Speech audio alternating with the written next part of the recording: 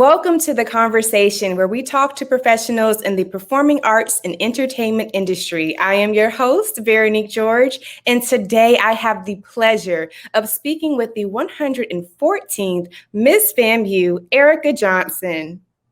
Hello. It's a pleasure seeing you again. Miss FAMU, it is great to see you as always. As you know, I had the pleasure of working with you, and you're such a beautiful and talented soul. While you were at Florida A&M University, it's so great to see you again. How are you doing today? Well, I'm great. I can't complain. It's been a month since I've graduated, or 2 months now. So I'm just trying to, feel the waters of this new world post grad. Well, from the sounds of things and the looks of things, you're doing a great job so far maneuvering this new world. So if you're comfortable with it, let's get right into this conversation today. Okay. Awesome. You come from a line of FAMU royalty. Your mother, Vivian B. Johnson, served the university as the 75th Miss FAMU, your brother, Fred Johnson, as the 12th Mr. FAMU, and your sister, Michelle Johnson, as the 111th Miss FAMU. What do you think about the rich legacy you and your family have made? I think it's a moving thing to have a family be so passionate about their education and their willingness to lead the university. That's one thing that my mom is so headstrong about, just always remaining a leader, always remaining humble in everything that we do. So it's great to seal the deal, or be the last to reign on FAMU's campus and to represent my family in the most high way that I can. So. And you certainly have done that. You've left your mark for sure. Speaking of your reign on the Hill, as the 114th Miss FAMU, you embodied what it meant to be a timeless woman. How would you describe your reign on the Hill? I would say my reign on the Hill was one for the books. My campaign theme, in addition to a timeless woman, was a new era with Erika.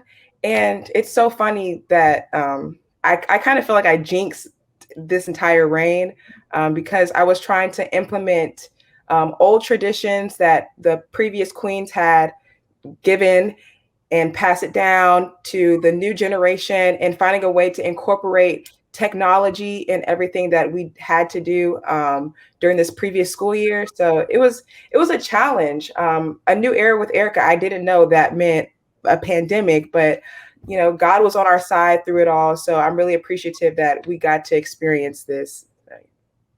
Absolutely. And I was right there with you and Kamani the whole time.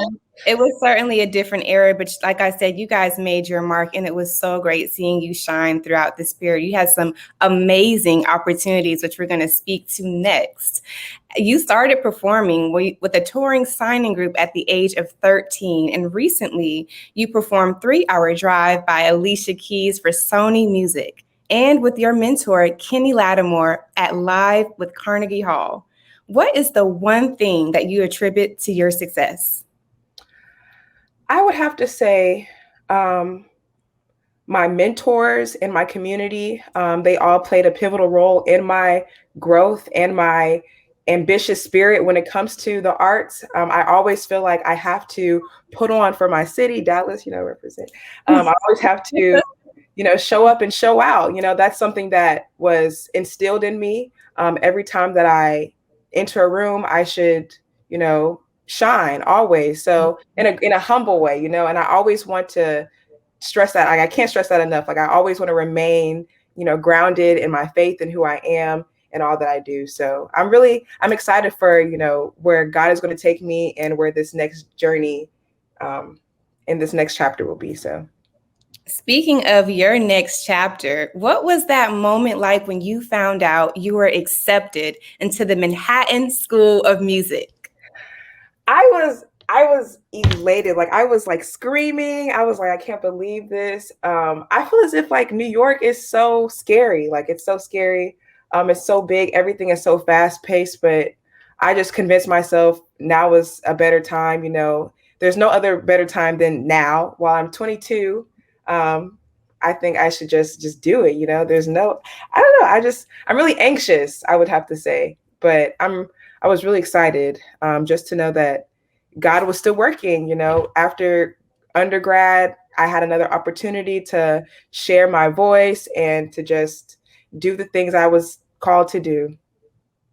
Absolutely. And you are living this moment to the fullest. I am so proud of you and all the things that you have accomplished. So kudos to you there. I know that you're going to do well and you're going to take New York City by storm. That is for sure. Thank you. How can aspiring artists and students who are pursuing careers in music set themselves apart in this industry? One thing that works in my favor is how versatile I am. And that comes with me stressing the importance of being authentic. I never felt like I had to conform to what mainstream artists were doing, or, there's always inspiration, but it's a special thing when you can tap into something that's organic, something that you have inside of you, and that the world would be a better place with you sharing it. So one thing about me is I do R&B and I do classical. So I'm going to grad school for opera.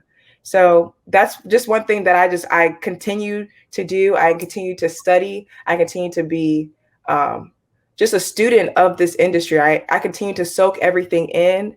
Right now, I'm actually working for Universal Music Group for an internship this summer. So I'm just another opportunity just to soak things in and just to add it to who I am. Everything is just a growing moment. Everything can be a learning lesson. Yeah. I love that. That is absolutely true. And you guys, if you have not heard Miss FAMU's theme, please check out. Okay, that is very fitting for you. Opera, I know that you're going to do well. You have the voice of an angel, and I cannot wait to see where you land. So I know that you're working this summer, which is great to hear. Congratulations on your internship. What else is next for you? What else are you working on? I'm in the studio every day. I'm trying to come up with a project by the end of this year, so I can have some content to distribute while I'm up north. When I went up there the first time, a lot of people were like, well, do you have anything out? And I was just like, that's the only thing that's keeping me from just networking to my full potential.